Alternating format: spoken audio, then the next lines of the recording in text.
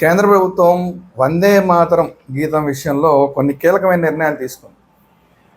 దానివల్ల ఇప్పుడు కొంతమందికి ఏమో పచ్చివెలక్కాయ నోట్లో పడినట్టయింది, గొంతుకడ్డం పడింది పచ్చివెలక్కాయ అన్న పరిస్థితుల్లోకి కొంతమంది వెళ్ళారు.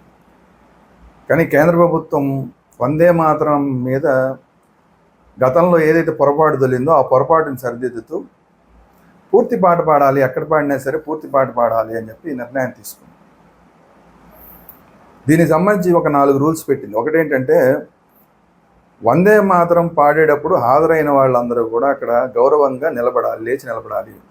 ఎక్కడైతే వందే మాతరం గీతం పాడతారో ఆ వందే మాతరం గీతం పాడే దగ్గర హాజరైన వాళ్ళందరూ ఖచ్చితంగా లేచి నిలబడాలి అని చెప్పింది.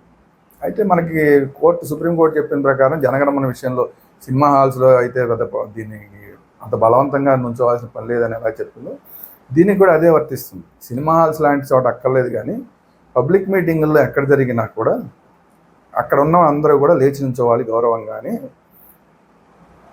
మార్గదర్శనాలని రిలీజ్ చేసింది. అలాగే వందే మాతరం పాడేటప్పుడు పూర్తిగా 6 చరణాలని కూడా తప్పనిసరిగా పాడాలి, వాటికి ప్రాధాన్యత ఇవ్వాలి అని చెప్పి ఇప్పుడు కేంద్ర ప్రభుత్వం మార్గదర్శనాలు జారీ చేసింది. ఇది చాలామందికి ఇబ్బందికరమైన అంశం. దాని గురించి మళ్ళీ మాట్లాడదాం. తర్వాత కార్యక్రమంలో వందే మాతరం జనగణమన 2 గనక పాడితే, ఒకవేళ 2 గనక పాడుతుంటే ముందే వందే మాతరాన్ని పాడాలి, ఆ తర్వాతే జనగణమన పాడాలి. వందే మాతరాన్ని ఎట్టి పరిస్థితుల్లో ఖచ్చితంగా ముందు పాడాలని చెప్పి కూడా మార్గదర్శనాలని కేంద్ర ప్రభుత్వం జారీ చేసింది. ఆ తర్వాత వందే మాతర గీతం వ్యవధిని 3 నిమిషాల 10 సెకండ్లుగా నిర్ణయించారు. అంటే ఏ స్పీడ్లో పాడాలి అనేది కూడా నిర్ణయించి సుమారుగా ఇంత టైం పడుతుందని చెప్పి ఆ టైం ప్రకారం 3 నిమిషాల 10 సెకండ్లుగా దాన్ని నిర్ణయించారు. దాని తర్వాత వందే మాతరం ఆలాపనకి ఎవరైనా ఆటంకం కలిగిస్తే, ఇది చాలా ఇంపార్టెంట్, వందే మాతరం ఆలాపనకి ఎవరైనా కనుక ఆటంకం కలిగిస్తే గరిష్టంగా 3 ఏళ్ళు జైలు శిక్ష విధిస్తారు అని చెప్పి కూడా ఇప్పుడు కేంద్ర ప్రభుత్వం ఇచ్చిన మార్గదర్శకాల్లో ఉంది. మేము పాడడం మా ఇష్టం, మీరు పాడడానికి వీలు లేదని ఎవడన్నా అంటే కనుక 3 ఏళ్ళు జైలు శిక్ష అనుభవించాల్సి వస్తుంది. ఇప్పుడు అసలు విషయంలోకి వస్తే, ఇప్పుడు వందే మాతర గీతంలో ఉన్న 6 స్టాంజాలు అంటే 6 చరణాలని కూడా పాడాల్సిందే అని చెప్పి కేంద్ర ప్రభుత్వం మార్గదర్శనాలని జారీ చేసింది. సో ఇక్కడ అసలు బాధ వస్తుంది. ఇప్పుడు అందరికీ వచ్చే అసలు బాధ ఇక్కడే, ఈ 6 చరణాలని పాడాలంటే. ఎందుకంటే ఈ 6 చరణాలని పాడాలంటే అసలు ఈ 6 చరణాలు ఏంటి, అసలు ఇప్పుడు దాకా ఉన్నది 2 చరణాలే కదా, 6 చరణాలు ఏంటి అనేది ఇప్పుడు అందరికీ డౌట్ వస్తున్న అంశం. ఇది మీకు చూపిస్తే, ఇందులో మీకు చూపిస్తాను, క్లియర్గా కనబట్టలేదు అనుకుంటా, సరే నేను చెప్తాను. ఇందులో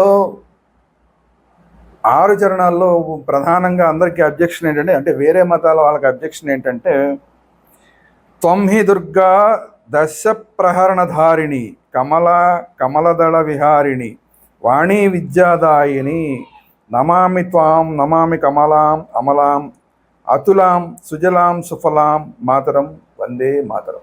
అంటే ఇందులో త్వం హి దుర్గా అంటే నువ్వే దుర్గవి, దశ ప్రహరణధారిణి, అలాగే కమలదళ విహారిణి అంటే లక్ష్మీదేవి, అలాగే వాణి విద్యాదాయిని అంటే సరస్వతిదేవి. ఈ 3 గురించి కూడా ప్రార్థిస్తూ ఇందులో ఉంది. ఇది సహజంగా వేరే మతాల వాళ్ళకి అబ్జెక్షన్ అవుతుంది. ఇప్పుడు అబ్జెక్షన్ కూడా చాలామంది చేస్తున్నారు.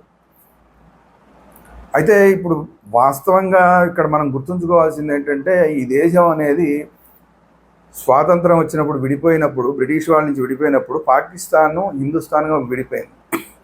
మనని మిగతా ప్రపంచంలో ఎవరైనా సరే ఈ దేశాన్ని హిందుస్థాన్ అనే పిలుస్తారు, భారత్ అని ఎవరు పిలవరు, హిందుస్థాన్ అనే పిలుస్తారు. ఈవెన్ పాకిస్తాన్ అలాంటికినా కూడా మన దేశాన్ని భారతదేశం అనరు, వాళ్ళు హిందుస్థాన్ అనే అంటారు. మీరు కావాలంటే వాళ్ళ ఛానల్స్ అన్నీ చూడొచ్చు, టీవీ ఛానల్స్, హిందుస్థాన్ అనే చెప్తారు. సో హిందుస్థాన్గా విడిపోయిన ఈ దేశంలో అప్పట్లో ఈవిడ మన ఇందిరాగాంధీ గారు ఎమర్జెన్సీ విధించి అందరినీ జైళ్ళలోకి తోసేసి ఆ టైంలో సెక్యులరిజం అన్న ఒక మాటని తీసుకొచ్చి రాజ్యాంగంలో కలిపింది. సో సెక్యులరిజాన్ని కలిపింది దగ్గర నుంచి ఇక ఈ మైనారిటీ అపీజ్మెంట్ పాలసీ అనేది మొదలుపెట్టేశారు. ఆ మైనారిటీ అపీజ్మెంట్ పాలసీలో భాగంగా అసలు ఇలాంటివన్నీ అసలు నెహ్రూ కూడా ఇదే మైనారిటీ అపీజ్మెంట్ పాలసీ కోసం అని చెప్పి ఈ చరణాలు ఉన్నాయని చెప్పి లక్ష్మి దుర్గామాత సరస్వతీమాతని పొగిడే ఈ చరణాలు ఉన్నాయని చెప్పి వీటన్నిటిని కట్ చేసేసి కేవలం 2 చరణాలకే పరిమితం చేశారు. కానీ ఇప్పుడు కేంద్ర ప్రభుత్వం అలా తప్పు, అలా అలా విడగొట్టి చేయడం తప్పు, 6 చరణాలు పాడాలంటుంది. ఇది ఇప్పుడు అందరికీ పచ్చివెలక్కాయ గొంతులో పడినట్టు అయింది. అయితే ఇప్పుడు ఓవైసీ లాంటి వాళ్ళు ఉన్నారు. ఓవైసీ లాంటి వాళ్ళు యాజిటీజ్గా ఆ నెహ్రూ గారు లక్ష్మి దుర్గా సరస్వతి వాటన్నింటినీ తీసేసి నాకు కూడా ఉన్న వందే మాతరాన్ని కూడా అసలు వందే మాతరం అంటానికే ఆయన ఇష్టపడి అంటాడు. ఎందుకంటే ఈ దేశాన్ని ఇది ఒక మట్టి ఇదేదో రాయి రప్పలతో కూడిన ప్రదేశం అని ఆయన భావిస్తాడు తప్ప, అయితే భౌగోళిక స్వరూపంగానే భావిస్తాడు తప్ప దాన్ని తల్లిగా భావిస్తాడు ఈ దేశాన్ని. ఆయన కాదు, ఆయన అనుయాయులు కానీ ఆ బ్యాచ్ అంతా కూడా అదే చేస్తారు. వందే మాత్రం వస్తే అక్కడ వాళ్ళు పాడరు, లేచి నిలబడరు, ఇలాంటివన్నీ ఉన్నాయి. అంటే అసలు నెహ్రూ గారు ఎడిట్ చేసి కట్ చేసి పెట్టిన దాన్ని వాళ్ళు పాడడానికి ఇష్టపడరు. ఇప్పుడు ఇక అసలు ఈ దేశాన్ని మాతృభూమిగానే అంటానికి వాళ్ళు ఇష్టపడరు. ఇప్పుడు అలాంటిది లక్ష్మీ దుర్గా సరస్వతి వీళ్ళని కూడా పొగుడుతూ ఉండే గీతాన్ని వీళ్ళు ఎలా పాడతారు అనేది ఇప్పుడు అందరికీ సందేహం.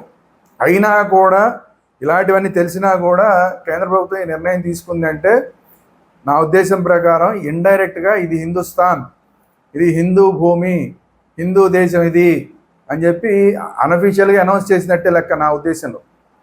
ఎందుకంటే తప్పనిసరిగా వందే మాతరం పాడాలంటున్నారు. వందే మాతరానికి అసలు జనగణమన కన్నా ముందు పాడాలంటున్నారు.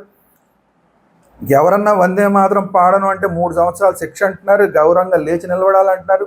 ఇన్ని చెప్పిన తర్వాత 6 స్టాంజాలు 6 చరణాలు కూడా పాడి తీరవలసిందే అంటున్నారు. కాబట్టి ఇది ఇది హిందూ దేశం. ఈ హిందూ దేశంలో వందే మాతరం ఇష్టం ఉన్నా ఇష్టం లేకపోయినా పాడి తీరవలసిందే. పాడకపోతే కనుక మీ ఇష్టం ఉన్న ప్రదేశానికి మీరు వెళ్ళొచ్చు, మీరు ఇష్టం ఉన్న దేశానికి మీరు వెళ్ళొచ్చు అని చెప్పి ఇండైరెక్ట్గా కేంద్ర ప్రభుత్వం చెప్పిందేమో అని నాకైతే అనిపిస్తోంది. మరి ఇది మీరు ఏమంటారు? ఇప్పుడు చాలామంది ఇప్పుడు హిందువులందరూ ఖచ్చితంగా దీన్ని స్వాగతిస్తారు, భారతీయులందరూ స్వాగతిస్తారు. భారతీయుల్లో కూడా మేము ఏమైనా సరే మేము ఇలాగే ఉంటాం, మేము ఇలాగే మేము మా ఇష్ట ప్రకారం ఉంటాం, మాకు ఈ జాతీయ గీతం కన్నా కూడా మాకు మా మతమే గొప్ప అనుకున్న వాళ్ళు ఎవరైనా ఉంటే కనుక వాళ్ళు సరే కోర్టులకు వెళ్తారేమో తెలియదు, కోర్టులు ఏం చెప్తాయి అనేది కూడా మనం వేచి చూడాలి. ఎందుకంటే ఇప్పుడు ఒకసారి జాతీయ గీతం అని చెప్పి దీన్ని అనౌన్స్ చేసి ఇలా పాడాలి అని చెప్పిన తర్వాత దానికి వ్యతిరేకంగా వెళ్ళటానికి ఏ ఒక్క భారతీయ పౌరుడికి, ఏ ఒక్క హిందూ దేశం పౌరుడికి అవకాశం లేదు. ఈ చట్టాలు ప్రకారం ఈ దేశంలో బతికితే బతకాలి, లేదంటే నష్టపోతే ఈ దేశం విడిచి వెళ్ళిపోవాలి. ఈ దేశ ప్రభుత్వం ఇది జాతీయ గీతం అని చెప్పిన తర్వాత దాన్ని నేను పాడను అంటే అది దేశద్రోహం కింద లెక్క. దేశద్రోహం చేసే వాళ్ళకి ఖచ్చితంగా శిక్షలు ఉంటాయి. అలా పాడడం ఇష్టం లేదు అన్నవాళ్ళు ఈ దేశాన్ని వదిలిపెట్టి వెళ్ళిపోవాల్సిందేనేమో. మరి భవిష్యత్తులో మరి తప్పదేమో, మరి ఆ పరిస్థితులు వస్తాయేమో తెలియదు. సో సరే ఇప్పటికే ఆలస్యమైనా కూడా ఇప్పటికే ఎన్డీఏ ప్రభుత్వం ఈ నిర్ణయం తీసుకోవడం అనేది ఎన్డీఏ ప్రభుత్వం కొంచెం ఆలస్యంగా అయినా సరే, ఎన్డీఏ ప్రభుత్వం వచ్చి కూడా ఆల్రెడీ 11 ఏళ్ళు అయిపోయింది. 11 ఏళ్ళ తర్వాత అయినా సరే ఈ నిర్ణయం తీసుకుని ఇది ఏదో ఒక భారతీయ జనతా పార్టీ ప్రభుత్వం అనుకోకూడదు. ఇది ఎన్డీఏ ప్రభుత్వం. ఎన్డీఏలో తెలుగుదేశం పార్టీ ఉంది, మిగతా అనేక పార్టీలు ఉన్నాయి. మేము సెక్యులర్ పార్టీలని చెప్పుకునే చాలా పార్టీలు ఉన్నాయి. సో ఇన్ని పార్టీలు కలిసి ఆ ప్రభుత్వం తీసుకున్న ఈ నిర్ణయాన్ని ఖచ్చితంగా భారతదేశ ప్రతి పౌరుడు గౌరవించి తీరవలసిందే. వందే మాతరాన్ని 6 చరణాలు కూడా ఖచ్చితంగా పాడి తీరవలసిందే.